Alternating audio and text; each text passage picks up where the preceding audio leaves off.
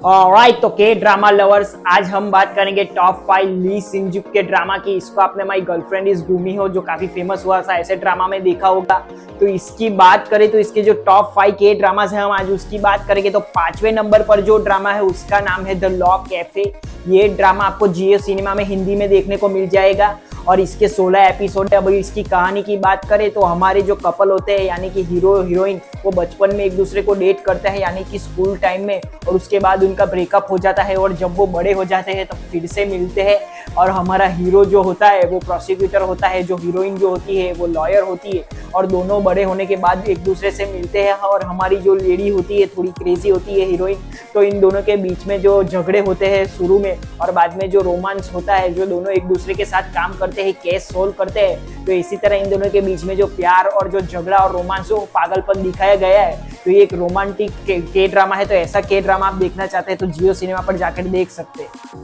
Alright, तो guys अब चौथे नंबर पर जो सीरीज है उसका नाम है माई गर्लफ्रेंड इज गुमी हो। ये सीरीज MX प्लेयर पर अवेलेबल है हिंदी में और इसके भी 16 एपिसोड है। अब अगर इसकी कहानी की बात करें तो हमारा हीरो होता है, उसे एक्टर बनना होता है, लेकिन अपने दादाजी से वो डरता है। तो उसके दादाजी उसे पैसा वैसा नहीं देते तो वहां से भाग जाता है और एक पुरानी बिल्डिंग में जाता है और वहां एक पेंटिंग होती है जिसमें गुमी हो की पेंटिंग बनी होती है और वो उसे छेड़ देता है। उसके बाद वो गुमी हो उसके पीछे आ जाती है और वो गुमी हो के साथ रहने लगता है। और उन दोनों के बीच में जब पहले शुरुआत में झगड़ा तनाव सब कुछ होता है और धीरे धीरे एक दूसरे की तरफ अफेक्शन इतना बढ़ जाता है कि जब मरने की भी बारी आती है तो दोनों एक दूसरे के लिए जान देने को तैयार हो जाते हैं। तो ऐसा ये भी एक रोमांटिक के ड्रामा है। तो ऐसा मतलब जो नॉन ह्यूमन वाला के ड्रामा आपको देखना पसंद है तो ये ड्रामा आप देख सकते हैं। अब थर्ड नंबर पर जो ड्रामा है उसका नाम है वागाबॉन्ड। ये एक एक्शन ड्रामा है, इसमें काफी अच्छा एक्शन दिखाया गया है। इसके भी 16 एपिसोड है और ये नेटफ्लिक्स पर कोरियन लैंग्वेज में देखना पड़ेगा इंग्लिश सबटाइटल के साथ।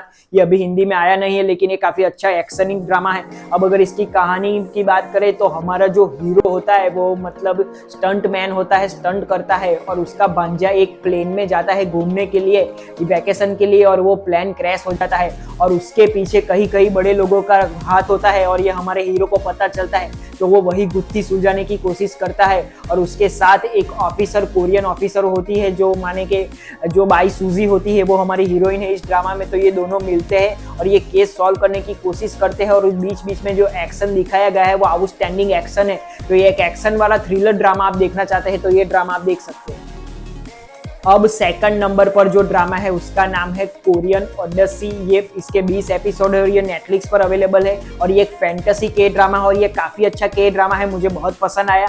अब अगर इसकी कहानी की बात करें तो हमारी हीरोइन जो होती है वो मतलब भूतों को देख सकती है और ये चीजों से कंटाल चुकी होती है, वो भूत देखना नहीं चाहती। तो एक डेविल होता है, उसे कहता है कि वो उसकी मदद करेगी तो वो उसे इन सब चीज़ों से आज़ाद कर देगा। तो उसे एक घर में भेजता है वहाँ से चीज़ लाने के लिए, लेकिन वहाँ से एक मतलब जो 500 सालों से कैद होता है हमारा हीरो, तो हमारी हीरोइन उसे वहाँ से छुड़ा लेती है। और उसके बाद वो हमारा हीरो उससे वादा करता है कि जब भी उसे ज़रूरत होती है वो आएगा। लेकिन हमारा हीरो होता है थोड़ा बैडेस और हमारी जो हीरोइन होती है उसके खून में कुछ ऐसी चीज़ आ जाती है कि उसे पीने से कोई भी पावरफुल हो सकता है, लिटरली अपने खून से वो ज़ॉम्बी बना लेती है। तो मतलब ऐसा ये ड्रामा है, फैंटेसी वाला ड्रामा जिसमें भूत ज़ॉम्बी सब कुछ आपको देखने को मिलेगा, डेविल वेविल सब कुछ। लेकिन इसके बाद जब हमारा हीरो होता है वो हमारी हीरोइन को खाने चला जाता है और उसके बाद उसे वो वादा याद आता है और हमारी हीरोइन उसे एक कड़ा पहनाती है और उस कड़े को पहनने की वजह से हमारा हीरो होता है वो हीरोइन के प्यार में पड़ जाता है। तो इन दोनों के बीच में जो प्यार, जो रोमांस दिखाया गया है वो रोमांस भी देखने लायक है, इसकी कहानी भी अच्छी है।